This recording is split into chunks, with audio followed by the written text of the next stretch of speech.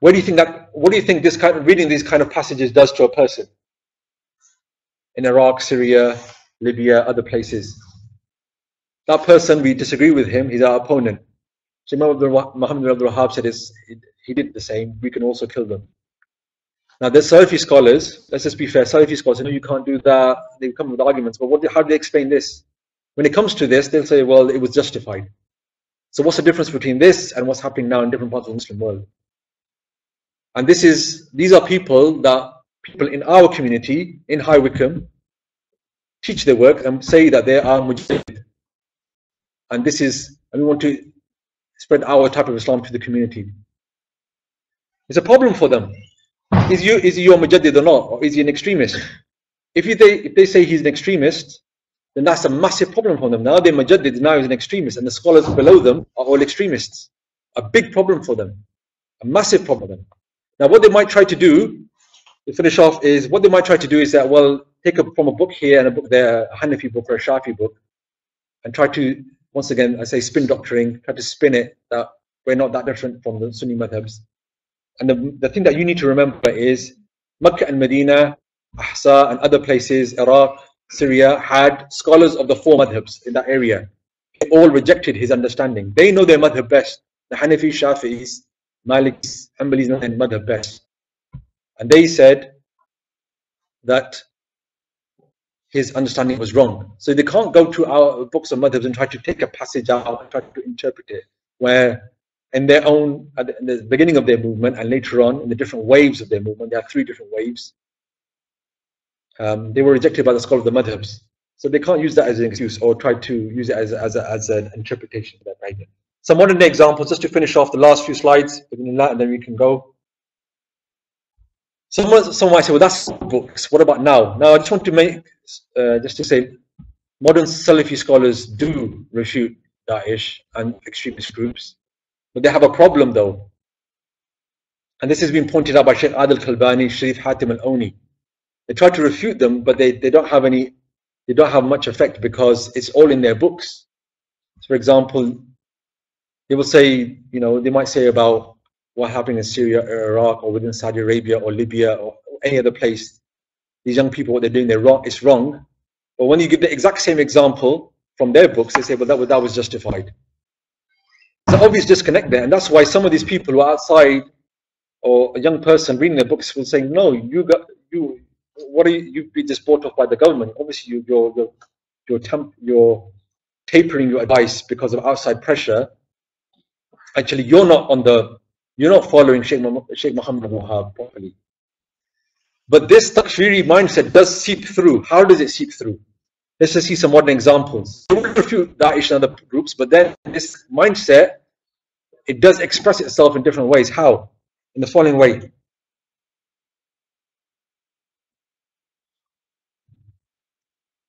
Sorry. Sheikh Muhammad bin Ibrahim al-Sheikh. So what happened? Let me just explain what happened there with Muhammad bin Ibrahim. Ex-Mufti, may have died in the early 70s or late 60s, I believe. He's respected by the Salafi scholars. What happened is that a court case came to him. He was, I believe, the chief Mufti of Saudi Arabia. A court case came. A family from Najd said, look, we opposed the Wahabi school. We fought with them, our family, and our property was taken because we were on the losing side. Can we take our property back from that battle that took place?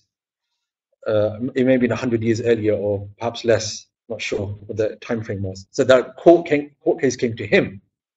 What did he say? Did he say that you could take the property, give them the property back? What did he say? He said in his Fatawa, as for that which the Muslims took as war spoils, such as trees, farms and wells, and it's like during their military conflict with the enemies of Islam. Remember, this is Najd. He's not talking about India or Outer Mongolia where Buddhists live. He's talking about Najd, where the enemies of Islam live.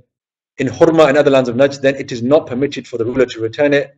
This is because the ruling for it is that it is reserved for the victors and those mujahideen who came after them. And this is the continued practice of our righteous Salaf and the Imams of this da'wah from the rulers and scholars from the time of Muhammad ibn Wahhab to our time. The ruling is we could take the properties because they weren't Muslim. Because if they weren't Muslim, we have to return their property back. So this was a court case that they decided not too long ago. Okay, still that with that takfiri mindset. Moving on. Sheikh bin Baz, what does he say? This is a really very, very surprising thing on his website. You just go to his website, you find this fatwa. And I don't know whether the creators of the website forgot to take this fatwa down. What is the fatwa? It's on Saddam Hussein, issued during the first Gulf War. For those old enough to remember it, I think 91. I think they've changed the title of the fatwa, the rule of Iraq. Now I've got rid of Saddam Hussein, but in the fatwa itself, it mentions him, Saddam Hussein. What does it say about him? Is it permitted to curse the ruler of Iraq? This is because some people say, as long as he utters the Shahadatain, we refrain from cursing him. And is it certain that he's a kafir? What is the opinion of your excellency regarding the view that he's a kafir? Now imagine somebody going to the website and reading the answer to this, living in Syria, Iraq, and all these other places, or outside of these places. What do you think he said? He is a kafir even if he says La ilaha illallah. Saddam Hussein. He mentions it later on, his name. He is a kafir even if he says La ilaha illallah, even if he prays and fasts, as long as he has not disassociated himself from the principles of atheist Baathism, that's like an Arab political party, and announces that he has repented to Allah from it and that which it calls to. This is because Baathism is disbelief. And those who profess La ilaha illallah from the people of kufr belief, such as Baathists, communists, and others. I don't know what that means, Labour conservatives. It's a serious question. You may laugh, but and others, they pray only for worldly objectives. They only pray just out of dunyawi benefits, and this does not protect them from their disbelief because they are practicing hypocrisy. Forget about having a good opinion of Muslims or going to them explaining. They themselves say, forget it, he's a hypocrite. They're hypocrites. They're only doing it for worldly benefit. This is on the website. I don't know how long it's going to remain on the website, but it's there for people to read. Young people to be influenced can read this. And obviously, now what's stopping them extrapolating this to other rulers? I can't see the difference. Anyway, moving on. Sheikh Saleh al-Sheikh, so he's recently been the Minister of Islamic Affairs. Obviously, he refutes Daesh, etc. Even in his own writings, he says the difference between Ibn Taymiyyah and Ibn Abdul Wahhab was Ibn Taymiyyah, God have mercy on him, didn't take up arms and didn't fight. As Muhammad ibn Wahhab took up arms. That was the big difference between the two. Anyway, what does he say? The people who object to this dawah say this dawah resulted in the physical slaughter, fighting of people. You will find this in the books of history of Najd, where it is stated the Muslims fought the idol worship of mushrikeen. People find it outrageous how the followers of the da'wah are named as Muslims, whereas others are referred to as mushriks. We say this is a matter from which there is no escape. This is because the Tawheed of Allah contains no diplomacy. Rather, it is either truth or falsehood. Allah glorified and exalted it. He said, there is nothing apart from the truth but falsehood. Thus, it is necessary to order legal rulings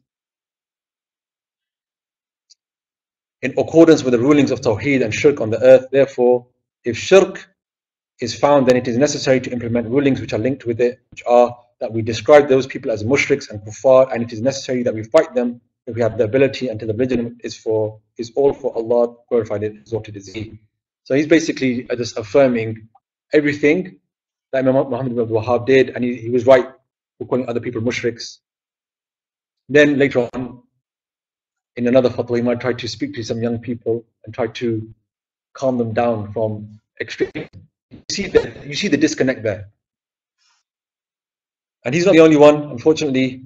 Sheikh Saleh al-Fawzan, the prominent scholars, what does he say? To the point that we have heard that some of the callers, du'at in America and other places, call to the religion of the Sufis and the religion of grave worship. Thus, they may take the non-Muslims from one form of disbelief, kufr, to another form of disbelief, kufr. So he's saying that these Sufis, I don't know whether he means us, we'll give them benefit of doubt. I don't know who he's referring to then, because we seem to fit the criteria, I think, in terms of Tawheed and Shirk issues. He said they're taking them from one form of kufr to another form of kufr.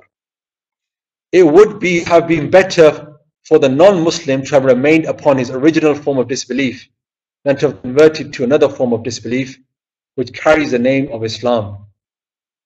It's better for them to remain as